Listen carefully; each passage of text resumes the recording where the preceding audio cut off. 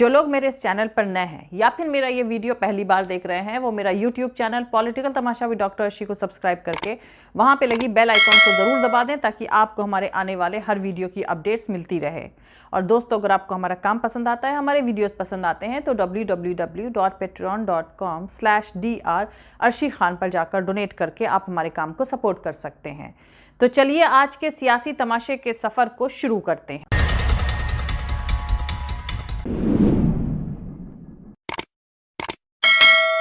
चीन, भारत और अमेरिका के बीच सियासी तमाशा ये है कि चीन अमेरिका से भिड़ना नहीं चाहता है और तमाम जानकारों का मानना है कि अगर दोनों मुल्कों के बीच टकराव होता है तो जीत किसी की भी नहीं होगी। लेकिन सबसे अहम बात यह है कि चीन अपने खिलाफ अमेरिकी गठजोड़ को तोड़ने के लिए भारत पर हमला कर सकता है और शी जिनपिंग के लिए ये ऑप्शन बेहद आसान है। वैसे अमेरिका ने चीन के साथ अपने बढ़ते तनाव के बीच न्यूक्लियर ताकत से लैस लंबी दूरी तक मार करने में कैपेबल बैलिस्टिक मिसाइल मिनटमैन 3 का कामयाब टेस्ट किया है।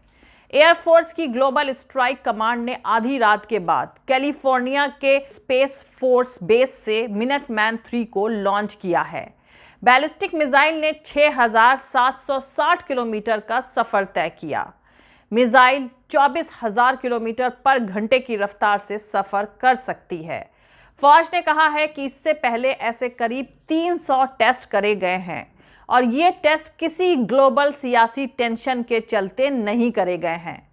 तो आपको बता दूं कि अप्रैल के महीने में अमेरिका ने रूस के साथ न्यूक्लियर तनाव को कम करने के लिए बैलिस्टिक मिसाइल मिनटमैन 3 को टेस्ट करने का प्रोग्राम रद्द कर दिया था। वहीं दूसरी तरफ 2 दिन पहले की खबर है जो कि गोदी मीडिया से पूरी तरह से नदारद है।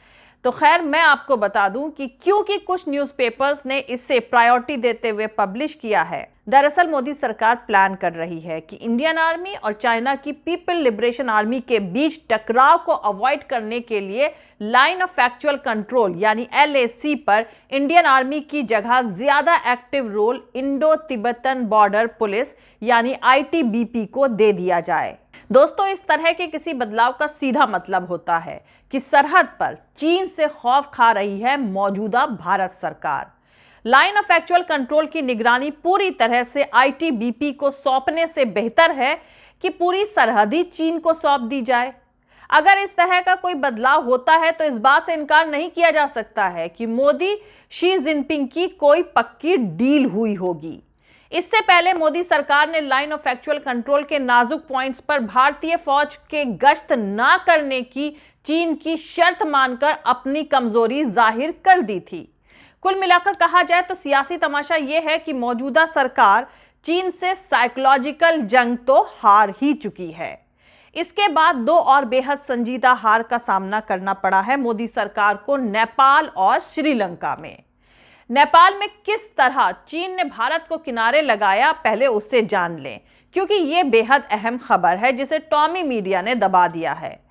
दरअसल चीन ने इस साल कई अलग अलग प्रोजेक्ट्स में इन्वेस्टमेंट करने के लिए नेपाल को 15 अरब रुपए की ग्रांट मदद के तौर पर देने का वादा किया है।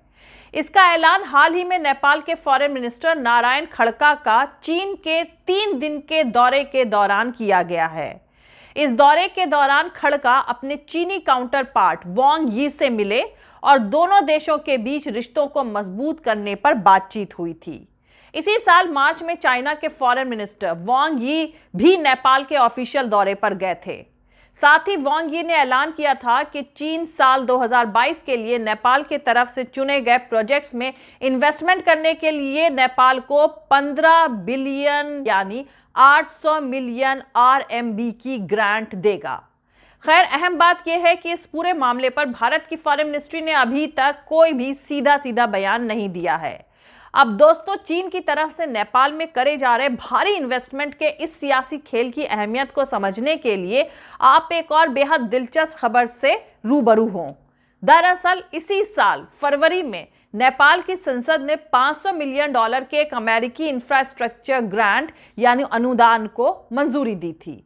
इस मंजूरी का नेपाल में काफी विरोध भी हुआ था और जानकारों ने कहा था कि यह अमेरिका से मिलने वाला फंड हिमालयी राष्ट्र की सोवरेनिटी को कमजोर करता है। दोस्तों, साल 2017 में अमेरिकी सरकारी मदद एजेंसी मिलेनियम चैलेंज कॉरपोरेशन यानी MCC ने बिजली ट्रांसमिशन लाइन और सड़क सुधार प्रोजेक्ट को फंड देने के लिए ग्रांट में मदद करने पर सहमति जाहिर करी थी। अमेरिका ने कहा था कि नेपाल को इन पैसों की मदद को वापस चुकाने की जरूरत नहीं होगी और ये बिना किसी शर्त के दिया जा रही है। लेकिन इसके बावजूद नेपाल में सत्ता में बैठा गठबंधन में शामिल लोगों सहित मेन सियासी दल इस बात पर बट गए थे कि इस अमेरिकी फंड की रकम को लिया जाए या नहीं, और इसी उधेड़-बुन में तकरीबन 5 साल बीत गए। खैर, इस पूरे सियासी तमाशे के बाद अमेरिका ने काफी नाराजगी भी जाहिर करी थी। तो आपको बता दूं कि इसी साल फरवरी में अमेरिका ने कहा था कि उसका मानना है कि चीन ने $500 मिलियन की इस अमेरिकी ग्रांट के खिलाफ नेपाल में एक प्रोपेगेंडा कैंपेन को काफी एक्टिवली उकसाया है। और साथ ही अमेरिका ने नेपाल को वार्निंग भी दी थी कि इस साल 28 फरवरी तक अमेरिका के साथ अपने तमाम कमिटमेंट्स को पूरा करने में फेल होने या उससे पीछे हटने का असर अमेरिका नेपाल के रिश्तों पर पड़ेगा। इसके बाद नेपाल की संसद ने इस फंड को मंजूरी दे दी थी।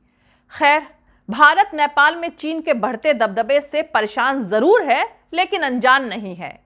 यही वजह है कि कई सेक्टर्स में भारत नेपाल की मदद करता रहा है और नेपाल में अपनी पैठ बनाए रखने की कोशिशें भी करता रहा है। प्रधानमंत्री के तौर पर नरेंद्र मोदी 5 बार नेपाल का दौरा कर चुके हैं, लेकिन तमाम जानकारों का मानना है कि नेपाल और चीन के बीच की बढ़ती नजदीकियां भारत के लिए खतरे की घंटी हैं, क्योंकि एक ऐसे वक्त में जब चीन भारत के रिश्तों में काफी तनाव है, तब भारत के पड़ोसी मुल्क की चीन के साथ बढ़ती नजदीकी और भी ज्यादा अहमियत रखती है। चीन का नेपाल में बढ़ते किरदार को देखकर मोदी सरकार भी नेपाल में अपने कदम जमाने के लिए कोशिश जरूर करेगी, लेकिन मोदी सरकार की यह कोशिश बहुत कुछ नेपाल के लोगों की जरूरतें और उसकी मांगों को हकीकत में पूरा करने की भारत की कैपेबिलिटी पर भी डिपेंड करता है। और यह बात किसी से भी छुपी नहीं है कि मौजूदा सरकार चीन के मुकाबले पैसों के मामले में काफी पीछे है।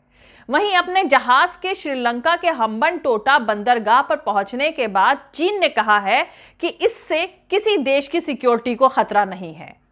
चीन ने कहा है कि किसी तीसरे मुल्क को जहाज को नहीं रोकना चाहिए। यह शिप 22 अगस्त 2022 तक हम्बनटोटा में रहेगा।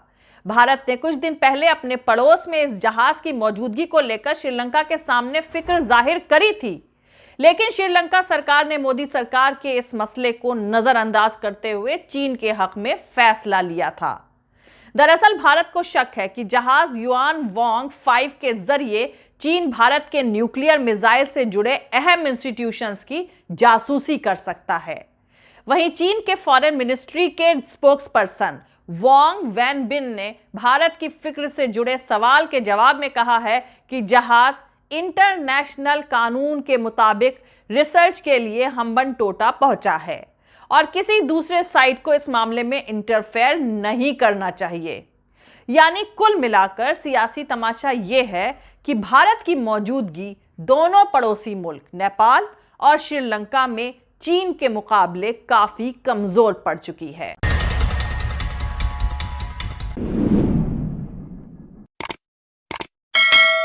मिलते हैं अगले वीडियो में किसी दूसरे नए सियासी तमाशे के साथ। जय हिंद, सत्यमेव जयते, अल्लाह हाफिज। दोस्तों, हमारा पूरा वीडियो और दूसरे और वीडियोस देखने के लिए हमारा YouTube channel political Tamasha with doctor Arshi को सब्सक्राइब करके वहां पे लगी बेल आइकॉन को जरूर दबा दें, ताकि आपको हमारे आने वाले हर वीडियो की अपडेट्स मिलती रहे। और दोस्तों, अगर आपको हमारा काम पसंद आता है, हमारे वीडियोस पसंद आते हैं, तो www.patreon.com/dr अर्शी खान पर जाकर डोनेट करके आप हमारे काम को सपोर्ट कर सकते हैं। दोस्तों, अगर आपको हमारा वीडियो पसंद आता है तो लाइक और शेयर करना हरगिज नहीं भूलें। आप हमें फॉलो भी कर सकते हैं हमारे ट्विटर, इंस्टाग्राम और फेसबुक पेज पर। मेरा ट्विटर हैंडल है @arshi_aziz Khan। Thank you. मिलते हैं अगले वीडियो में।